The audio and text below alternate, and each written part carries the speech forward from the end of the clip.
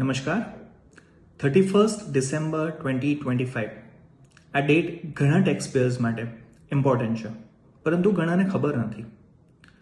આજે આ વિડીયોમાં બિલેટેડ અને રિવાઇઝડ ઇન્કમ ટેક્સ રિટર્નની ડ્યુ ડેટને લઈને ક્લેરિટી આપીશ. ઘણાના ક્વેશ્ચન હોય છે કે હજુ સુધી ઇન્કમ ટેક્સનું રિટર્ન ફાઇલ નથી થયું, તો શું કરી શકાય? ફાઇનાન્શિયલ યર 24-25 માટે બિલેટેડ અને રિવાઇઝડ ઇન્કમ ટેક્સ રિટર્ન ભરવાની ડ્યુ ડેટ 31 ડિસેમ્બર 2025 છે. બિલેટેડ રિટર્ન એટલે કે જેમણે ઓરિજિનલ ડ્યુ ડેટ સુધીમાં રિટર્ન ફાઇલ નથી કર્યું.